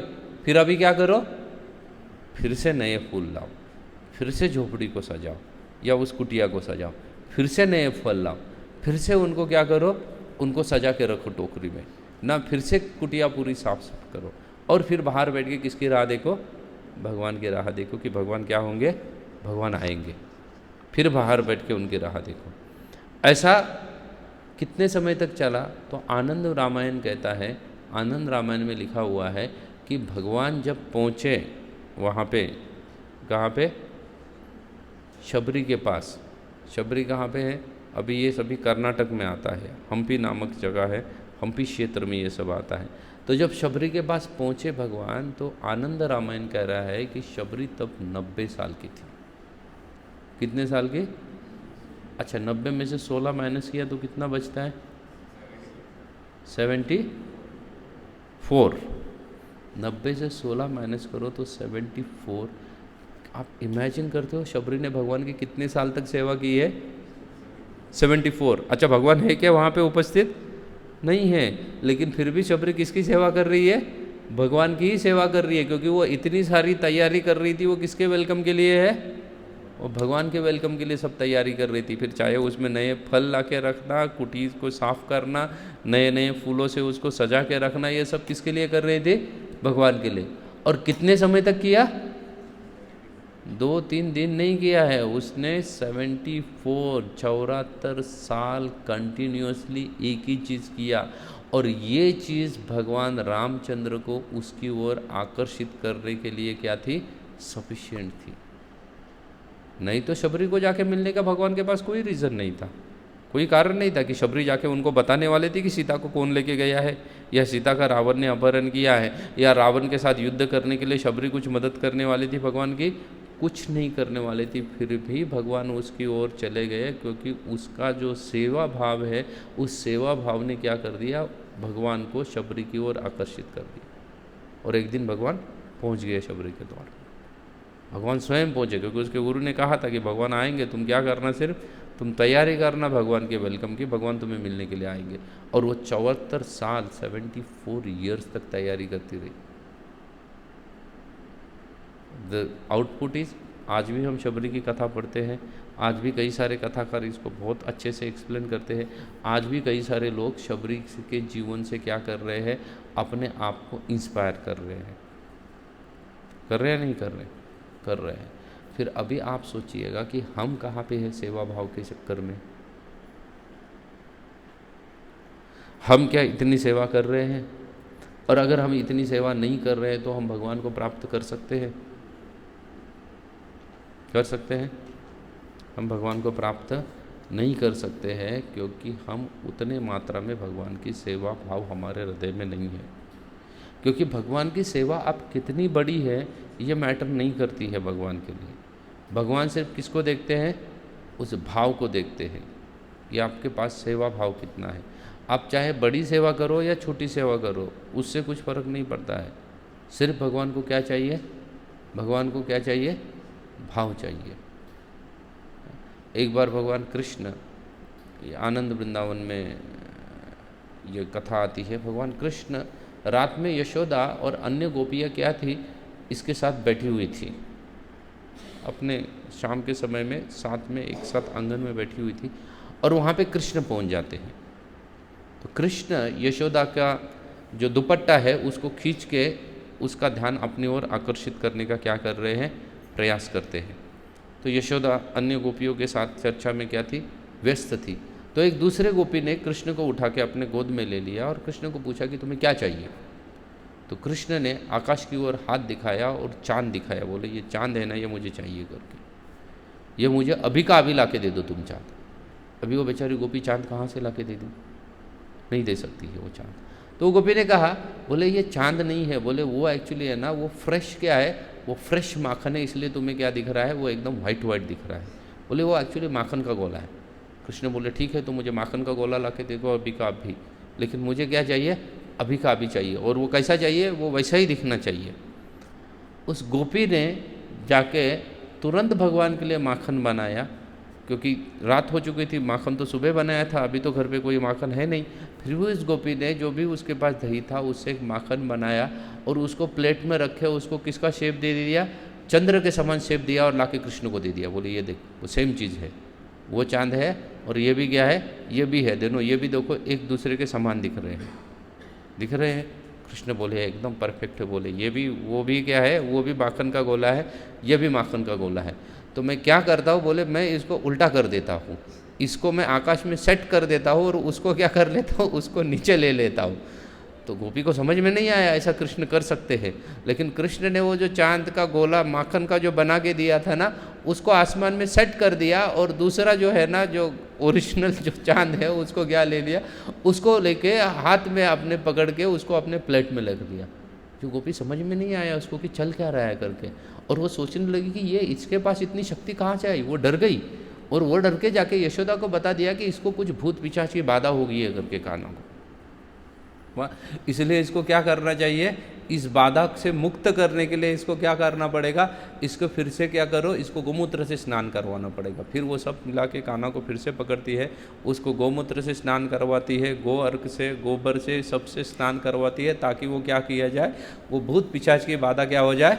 नष्ट हो जाए। सब स्नान होने के बाद कृष्ण बोलते हैं कि भाई एक काम तो रह गया, ये सब हो गया, लेकिन वो जो गोला माखन का उधर है ना, उसको वापस भी तो लाना पड़ेगा और ये ओरिजिनल गोले को क्या करना पड़ेगा? फिर से सेट करना पड़ेगा वहाँ पे। ये कृष्ण है। कृष्ण अपने भक्तों की सेवा से प्रसन्न होकर वैसा उनके साथ आदान प्रदान करते हैं। लेकिन अगर हम भगवान की कुछ सेवा करेंगे ही नहीं तो फिर भगवान हमारे साथ कैसे आदान प्रदान करेंगे? कुछ करेंगे, कुछ आदान प्रदान नहीं करेंगे। ऐसा बोला जाता है कि अगर हम हमारे काम में हैं तो फिर कृष्ण उनके कहाँ पे हैं? कृष्ण अपने धाम में हैं।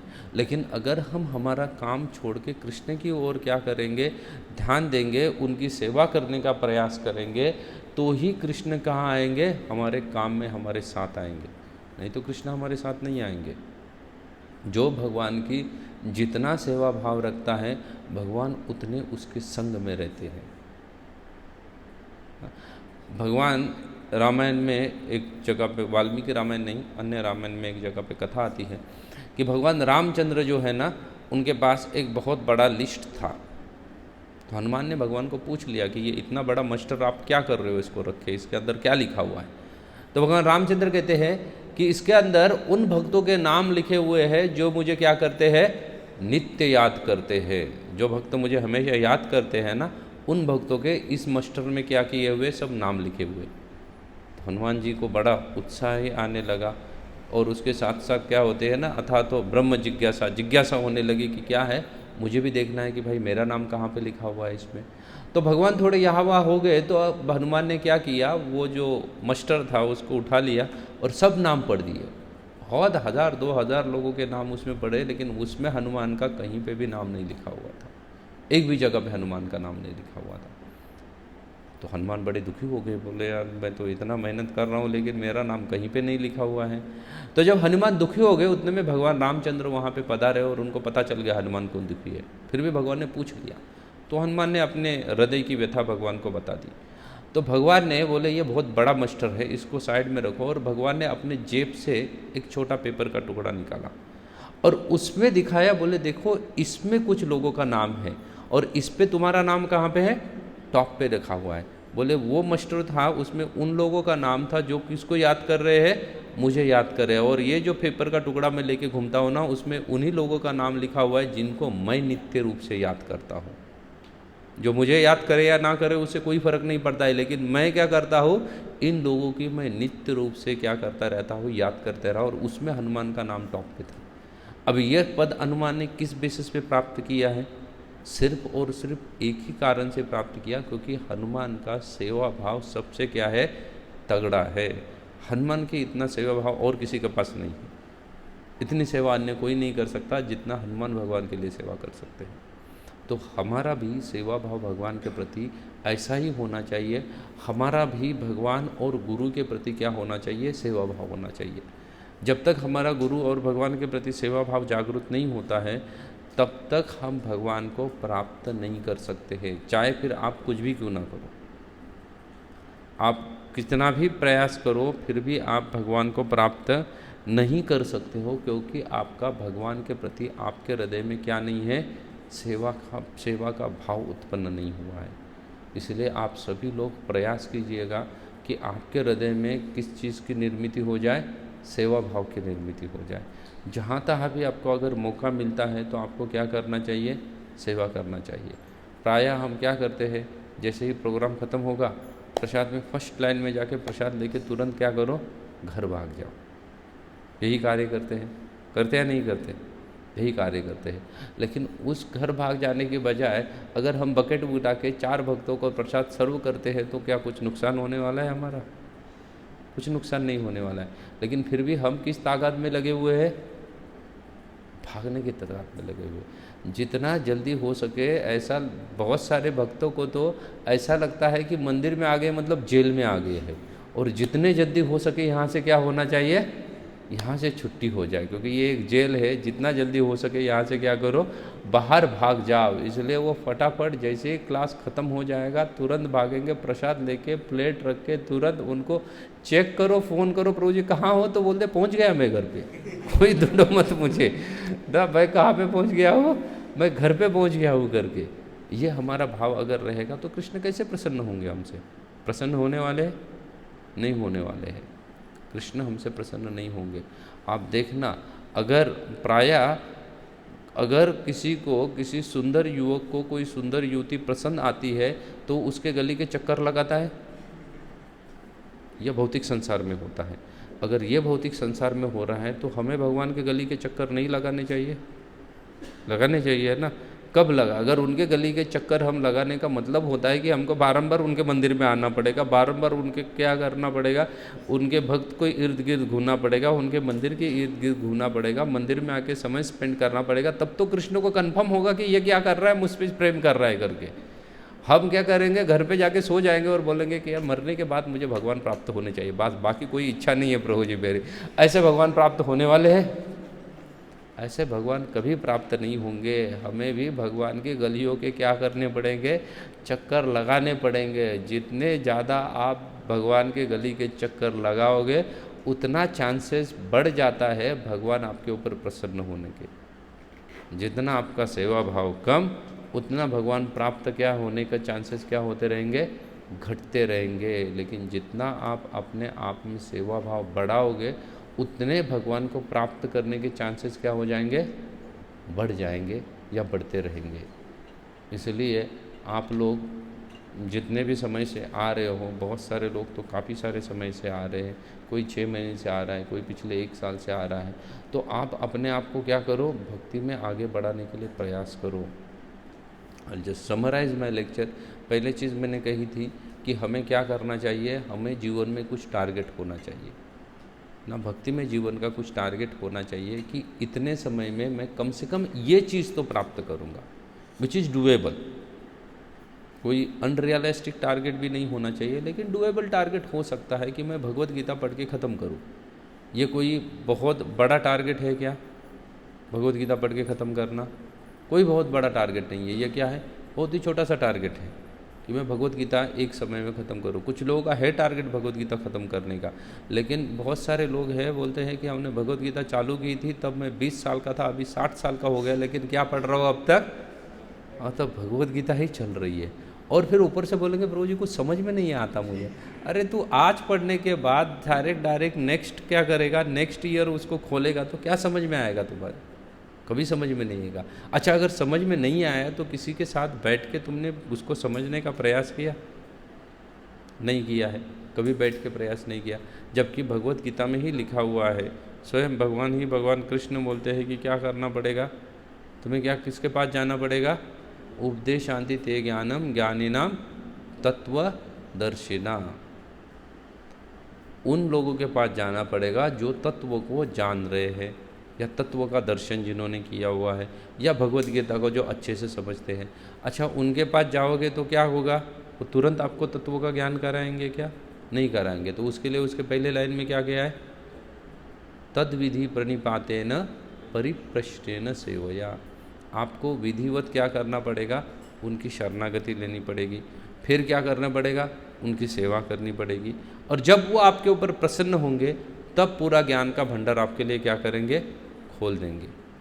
हम क्या सोचते हैं कि मैं जिस समय जाऊँ बस तुरंत मुझे सब ज्ञान प्राप्त हो जाएगा। अच्छा, सब ज्ञान प्राप्त होकर करोगे क्या? कुछ नहीं करने वाला। फिर क्या करूँगा, ये पुस्तक बंद करूँगा, ये संस्था छोड़ दूँगा और दूसरी संस्था में जाके सोचूंगा कि वहाँ पे और कुछ अन्य तो नहीं मिल रहा है ना। ये अगर हमारा भाव रहेगा तो हम भगवान को कभी प्राप्त नहीं कर सकते हैं। इसलिए भगवान को अगर हमें प्राप्त करना है तो 5 चीज़ों में से एक ही चीज़ हमने आज देखी है, वो क्या है, सर्विस एटीट्यूड। हमें हमारा सर्विस एटीट्यूड क्या करना पड़ेगा, बढ़ाना पड़ेगा। जब तक हम हमारा सर्विस एटीट्यूड नहीं बढ़ाते हैं तब तक हमारी भक्ति में प्रगति होने वाली नहीं है। हरे कृष्णा। किसी का कोई प्रश्न है यहाँ पर?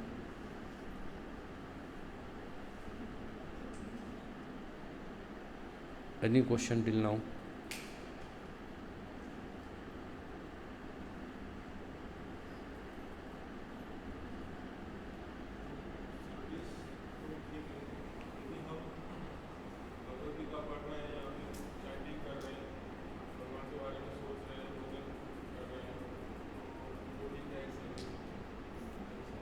भगवान के बारे में सोच रहे हैं, उनके बारे में चैंटिंग कर रहे हैं, क्या एक सर्विस है? तो हमारा भक्ति के शुरुआत में कुछ समय के लिए है या कुछ सालों के लिए हमें कुछ बॉडीली सेवा रेंडर करनी पड़ेगी, शरीर से सेवा रेंडर करनी पड़ेगी। क्योंकि हम जो जप कर रहे हैं उसका क्वालिटी का बारे में हमें ही पता है, कोई अप टू द मार्क नहीं रहती है उसकी क्वालिटी। और बाद में हम बोलेंगे कि हम भगवान के बारे में सोच रहे हैं दिन भर, इम्पॉसिबल सा काम है। भगवान के बारे में हम कोई दिन भर नहीं सोच सकते हैं। भगवान के बारे में दिन भर सोचने के लिए एक उत्तम अधिकारी होना आवश्यक है, और हम सभी के सभी क्या है, कनिष्ठ लेवल पर स्थित है, इसलिए हम भगवान के बारे में दिन भर सोच भी नहीं सकते। फिर और बचा क्या भगवान को प्रसन्न करने के लिए? भगवत गीता पढ़ना। कितना पढ़ पाते हैं हम भगवत गीता दिन में? 5 मिनट, 2 मिनट, 10 मिनट, 1 घंटा। इससे भगवान नहीं प्रसन्न होने वाले हैं। भगवान wanting a exclusive attention, he is a jealous lover, इसलिए उनको अटेंशन भी कैसा चाहिए, एक्सक्लूसिव अटेंशन चाहिए। बोल रहे हैं कि तुम्हें ध्यान देना है तो सिर्फ किसके ओर देना पड़ेगा, मेरे ऊपर ही ध्यान देना पड़ेगा। क्लियर?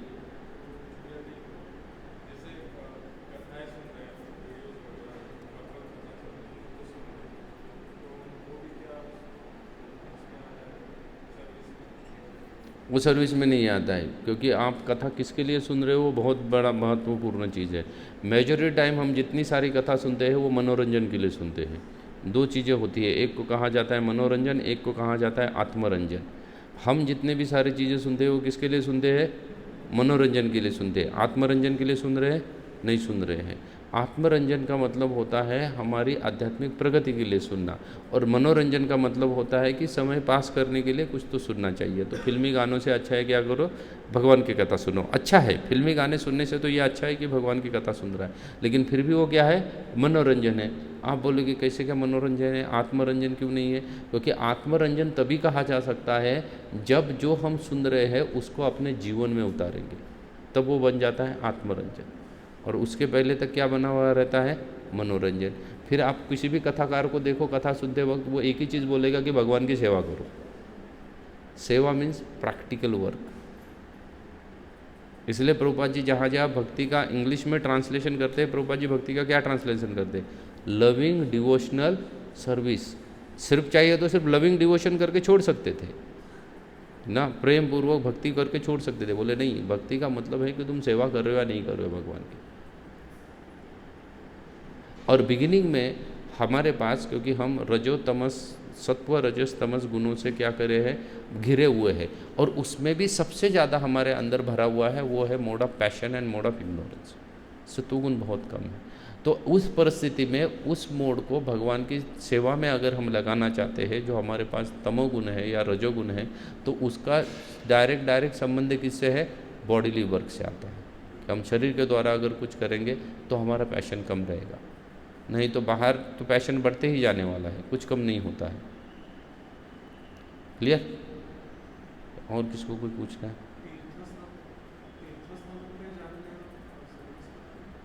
वो सभी सर्विस में ही आता है, लेकिन वो अप टू द मार्क वाली सेवा नहीं है कि कृष्ण को क्या करेंगे? हम आकर्षित कर सकते हैं। अगर तीर्थों स्थानों में जाने वाली सर्विस से अगर कृष्ण को आकर्षित करना है, इसका मतलब है कि उसको जीवन भर तीर्थ स्थान पर घूमने पड़ेंगे, तो वो कृष्ण को आकर्षित नहीं कर पा रहे। प्रश्न है सेवा मतलब जो कृष्ण का ध्यान हमारी ओर आकर्षित करे। फिर वो सेवा क्या होती है? वो सेवा कंटिन्यूटी होनी चाहिए उसके अंदर, ताकि मैं एवरी सैटरडे आके एक सेवा कर रहा हूँ, या एवरी संडे आके एक सेवा कर रहा हूँ, या डेली कुछ भगवान के लिए सेवा कर रहा हूँ। तो इससे भगवान का क्या होता है? भगवान आकर्षित होते हैं, इस सेवा को भगवान स्वीकार करते हैं। नहीं तो एक दो दिन के लिए तो भारत तो वैसे ही साधु संतों का देश है, तो एक दो दिन या तीर्थाटन आदि करने वाले बहुत सारे लोग होते हैं। अच्छा, तीर्थ स्थानों में जाके हम वहाँ पे क्या कर रहे हैं? तीर्थ स्थान में प्रभुपाद कहते हैं, प्रभुपाद के गुरु महाराज कहते हैं, it's none other than I exercise. बोले सिर्फ वो किसकी एक्सरसाइज कर रहा है? आँखों की एक्सरसाइज कर रहा है। अरे बोले तीर्थ स्थान में मैं चला गया, आँखों की एक्सरसाइज कैसे कर सकते हो उसको? ये तो भक्ति है ना। बोले नो, जब तक उस स्थान के बारे में वहाँ पर बैठ के उसका महिमा नहीं सुनते हैं, तब तक उसका इम्पोर्टेंस हमारे हृदय में कभी प्रकट नहीं होगा। इसलिए कहते हैं, चैतन्य चरितामृत में कहा गया है कि से सब स्थाने हेरिवो आमी प्रणयी भगत संगे। अगर किसी तीर्थ क्षेत्र में जाना है तो भगवान के प्रेमी भक्तों के संग में तीर्थ क्षेत्र में जाओ। नित्यानंद जीव गोस्वामी को जब मायापुर धाम देखना था तो वो खुद जा सकते थे मायापुर धाम में, लेकिन वो नहीं गए। वो नित्यानंद प्रभु को साथ में लेके गए। क्यों साथ में लेके गए? क्योंकि नित्यानंद प्रभु स्वयं भगवान के समय में, चैतन्य महाप्रभु के समय में मायापुर में रहे हुए हैं, इसलिए वो मायापुर के हर लीला स्थान को ठीक से क्या कर पाएंगे? एक्सप्लेन कर पाएंगे। लेकिन हम जाते हैं किसके साथ? गाइड के साथ जाते हैं। गाइड को क्या चाहिए? उसको सिर्फ धन से मतलब है, तो वो कोई भी चीज़, कुछ भी चीज़ बता देगा, लेकिन उसमें कोई उसका राग प्रेम आदि है क्या? नहीं है। और अगर राग प्रेम आदि नहीं है तो फिर हमें क्या प्राप्त होगा? कुछ नहीं प्राप्त होने वाला है। जिसके हृदय में भगवान के प्रति प्रेम है, उससे अगर हम सुनेंगे तो हमारा प्रेम दिग्गत हो जाएगा, बढ़ जाएगा। लेकिन जिसके हृदय में भगवान के प्रति प्रेम ही नहीं है, उससे आप कितना भी सुन लो, कुछ फर्क पड़ने वाला है? कुछ नहीं फर्क पड़ने वाला। नहीं तो आप देखो, आज ऑलमोस्ट हर एक, क्या मैं कुछ तो देख रहा था, 3rd या 4th हिट जो गूगल पे हो रहा है ना अभी इंडिया में, पूरे इंडिया में 3रा या 4था जो हिट हो रहा है गूगल के लिए, वो राम मंदिर के संबंध में है। जो राम मंदिर का ओपनिंग होने वाला है 20 तारीख को, तीसरा या चौथा हिट गूगल पे कोई अगर कुछ चीज़ सर्च कर रहा है तो वो क्या है, राम मंदिर है। जबकि कई बार ऐसा रिपोर्ट भी बोला जा रहा है कि राम मंदिर का ओपनिंग होते होते गूगल पे जितने सारे हिट इंडिया में होंगे जनवरी में, उसमें से 95% हिट राम मंदिर के लिए होने वाले। तो फिर ये सभी लोग राम भक्त बन जाएंगे? ढूंढा ना उन्हें रामचंद्र के बारे में, नहीं बनेंगे राम भक्त। क्यों? क्योंकि वो उस व्यक्ति से नहीं सुन रहे हैं जिसके हृदय में प्रेम है भगवान के प्रति। इसलिए तो देखो ना, साक्षात भगवान सामने उपस्थित होने के बावजूद भी ना हिरण्यकश्यपु, ना रावण, ना कंस, किसका हृदय परिवर्तन नहीं हुआ? ना दुर्योधन का हृदय परिवर्तन हुआ इनका हृदय परिवर्तन? किसका हृदय परिवर्तन नहीं हुआ? जबकि भगवान उनके सामने है। लेकिन उसी के साइड में भगवान के अन्य भक्त देखो, उनका सबका हृदय परिवर्तन हुआ है, क्योंकि उन्होंने भगवान की कुछ ना कुछ प्रैक्टिकल सेवा के ऊपर ध्यान दिया है। दे done something practical for the Lord. तो इसलिए हमें क्या करना पड़ेगा? नित्य रूप से कुछ ना कुछ रिस्पॉन्सिबिलिटी लेनी पड़ेगी। अगर भगवान सोचेंगे कि ये यहीं पे ही इररिस्पॉन्सिबल है, इसको वैकुंठ में लाके क्या किया जाएगा इसका, और क्यों लेके जाएंगे? बोले तो यही ठीक दिख रहा है, तो यहीं पे माला कर और क्या कर ले, फिर से यहीं पे जन्म ले। थोड़ा सा अभी ज़्यादा मेहनत करनी पड़ रही है तुझे धन आदि प्राप्त करने के लिए, बोले उसकी कोई चिंता नहीं है, मैं तुझे कहाँ लेके जाऊँगा? भगवान बोले स्वर्ग पे लेके जाऊँगा। वहाँ पे बोले किसी चीज़ के लिए कोई तुझे प्रयास नहीं करना पड़ेगा। वहाँ पे क्या कर, आराम से बैठ किसी कल्पवृक्ष के नीचे और अपनी माला उठा और क्या करते बैठ, जप करते बैठ। बोले तू भगवत धाम लेके जाने के लायक नहीं है, क्योंकि वहाँ पे तो कई सारे एंग्जाइटीज़ है। ऐसा नहीं है कि भगवत धाम जा गए मतलब सब चीज़ों से छूट गए, नहीं, वहाँ पे भगवान की सेवा की एंग्जाइटी है। आप लोग सोचिएगा, आनंद वृंदावन चंपू नामक एक ग्रंथ है, उस ग्रंथ में ग्रंथकार लिख रहा है कि राधा रानी भगवान के लिए एक साथ 108 मेनू बनाती है। एक साथ 108 चूल्हे के ऊपर 108 मेनू डेली बनाती है, और आध्यात्मिक जगत में कोई भी मेनू रिपीट नहीं होता है। वो सिर्फ एक बार बनेगा, दैट्स इट। उसके बाद वो फिर से रिपीट नहीं होगा। सिर्फ कितने बार बनेगा? एक बार बनेगा, उसके बाद वो मेनू फिर से रिपीट कभी नहीं होगा। अभी आप सोचो, इतना मेनू के ऊपर रिसर्च करने के लिए कितना समय देना पड़ेगा। नया नया मेनू अगर ढूंढना है, चलो खाने की चीज़ ही है, लेकिन वो भी ढूंढना कोई खाने का काम नहीं है। ताकि नया नया मेनू ढूंढ के रखो, R&D करके अगर कोई माता को बोल दिया जाए कि भाई तू कम से कम महीने में एक नया मेनू ढूंढ के निकाल पाएगी? नहीं निकाल पाएगी। चाहे वो गूगल यूट्यूब कितना भी ढूंढ के प्रयास करे ना, फिर भी वो क्या करेगी, महीने में हर एक महीने में एक नया मेनू नहीं इंट्रोड्यूस कर सकते। लेकिन राधा रानी हर दिन एक नया मेनू बनती है, और वो मेनू कभी फिर से रिपीट नहीं होता।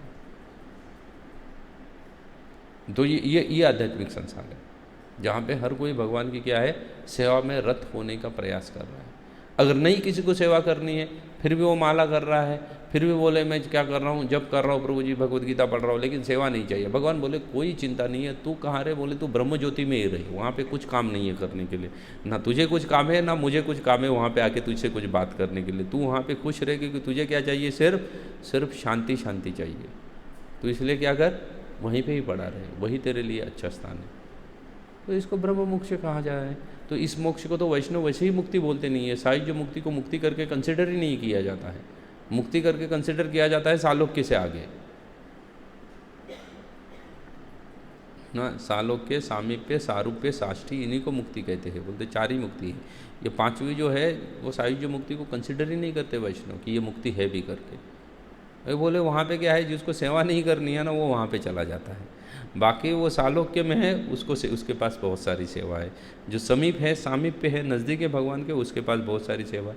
जिसका रूप भगवान के समान है, सारूप्य है, उनके पास भी बहुत सारी सेवाएं करने के लिए।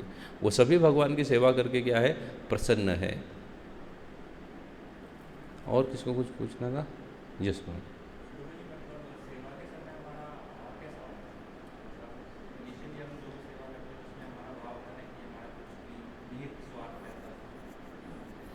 सेवा के समय में हमारा भाव एक ही होना चाहिए कि मेरे हिसाब से या मुझे जितना आता है उसमें से बेस्ट ऑफ द थिंग मैं कृष्ण के लिए ऑफर करूं। सेवा के समय में भारवाही नहीं रहना चाहिए व्यक्ति को। बहुत बार हम क्या होते हैं ना, सेवा करने लगते हैं तो भारवाही रहते हैं। भारवाही का मतलब होता है कि कैसे तो उनके कंप्लीट करो, अभी दिया ही है ना मुझे इतने सारे बर्तन, भगवान के लिए राजभोग बनने के बाद बहुत सारे बर्तन होते हैं, अभी वो बर्तन घिसने का या उनको मांजने का सेवा किसको दे दिया, मुझे दे दिया। तो फिर मैं क्या सोच रहा हूँ, देखो मेरे पास है कितना, सिर्फ 25 मिनट है, मुझे कुछ भी करके 25 मिनट में ये सब बर्तन को क्या करना है, जैसे तैसे सुलटा दो और क्या करो, रख दो। तो ये अप टू द मार्क नहीं हुआ है। हमारा भाव होना चाहिए कि वो सेवा है, अगर भले बर्तन घिसने का भी सेवा है, उसको अच्छे से साफ़ करो, फिर उसको पानी से धो लो, फिर उसको ड्राई कपड़े से पोंछो ताकि उसके ऊपर कोई दाग ना रहे, क्योंकि ताकि वो नेक्स्ट टाइम जब यूज़ करने के लिए हो तो उसके ऊपर कोई दाग नहीं रहना चाहिए। उसको अच्छे से ड्राई करके रखना, ये अप टू द मार्क होता है, ये क्वालिटी वर्क है। तो सेवा के समय में हमें क्वालिटी के ऊपर बहुत ध्यान देना चाहिए कि मैं किस तरीके से भगवान की सेवा कर रहा हूँ। नहीं तो फिर वो क्या हो जाएगा, वो सेवा नहीं रहेगी, वो एक जस्ट बर्डन रह जाएगा कि कैसे तो करके उसको कंप्लीट करना है। इसलिए प्रायः इस मंदिर में भी, पूना में भी हमने कई सारे माताओं को बैन किया। भगवान की कुकिंग के लिए आती थे, हमने उनको मना किया। उनको हम बोले तुमको इधर से ही नमस्कार, लेकिन तुम मंदिर में मत आना सेवा करने के लिए। क्यों बैन किया? क्योंकि उसके खुद के घर में कौन है, खुद के घर में कुकिंग करने के लिए उसने रसोइया रखा है, तो वो जितना सारा एक्सपेरिमेंट आके किसके ऊपर करती है, भगवान के ऊपर करती है। जो खुद के घर में कुकिंग नहीं कर रही है तो फिर वो एक्सपेरिमेंट किसके ऊपर करेगी, वो भगवान के ऊपर एक्सपेरिमेंट करेगी। इसलिए हम उसको दूर से हाथ जोड़ते हैं कि तू यहाँ पे मत आ एक्सपेरिमेंट करने के लिए, क्योंकि तू भगवान की सेवा के लिए आ ही नहीं रही है, उसको परेशान करने के लिए आ रही है तू। इसलिए अगर तुझे जितना एक्सपेरिमेंट चाहिए ना वो अपने पति के ऊपर कर, फिर वहाँ पे तू परफेक्ट हो जा, क्योंकि ही विल मेक श्योर कि तुम परफेक्ट हो रही हो करके जो भी एक्सपेरिमेंट करने के बाद। और उसके बाद आके किसके लिए कुकिंग करो, भगवान के लिए कुकिंग करो। पुणे में तो हमने कई सारे माताओं को बैन कर दिया। उनके पास समय है, 3-3, 4-4 बार वो आ सकती है हफ्ते में भगवान की सेवा करने के लिए, भगवान को कुकिंग करने के लिए, लेकिन हम मना करते हैं उनको, बोलते मत आओ, क्योंकि तू पहले कहाँ पे कुकिंग करेगी, अपने घर में जाके कुकिंग कर और फिर सीख कुकिंग करना, और वो अपने बच्चों को और पति को खिला, और जब वो संतुष्ट हो जाएंगे ना उसके क्वालिटी से, तब जाके तू यहाँ मंदिर में सेवा करने के लिए आ। उसके पहले तू मंदिर में मत आ सेवा करने के लिए। वो ये अप टू द मार्क होना चाहिए भगवान की कुकिंग, या कोई भी सेवा कर रहे हो। ठीक है, so will stop for here, हम यहाँ पे रुकते हैं। मैं फिर से आप लोगों से रिक्वेस्ट करता हूँ कि हम 20 तारीख से रामायण का नया सेशन चालू करने जा रहे हैं, तो बहुत सारे लोगों के हृदय में उत्सुकता रहेगी रामायण के बारे में जानने के लिए, और ख़ास करके उसका हम अपने निजी जीवन में उपयोग कैसे ला सकते हैं। तो हमने इस कोर्स का ज़्यादा फीस नहीं रखा है, just we are wanting 500 from the working people, और जो स्टूडेंट है उनसे कितना ले रहे हैं, सिर्फ 250 रुपये ले रहे हैं। उसमें उनको कोर्स मटेरियल तो दिया जाएगा, रामायण का पुस्तक दिया जाएगा, अन्य प्रिंटेड कोर्स मटेरियल दिया जाएगा। तो इसी चीज़ का कॉस्टिंग कितना हो रहा है, 500 रुपये प्लस इसका कॉस्टिंग हो रहा है। तो आप खुद रजिस्टर करो and you inspire your friends and relatives तो क्या है कि ये कोर्स को क्या करें, अटेंड करें, आके भगवान रामचंद्र के बारे में सुने। हरे कृष्ण। श्रील प्रभुपाद की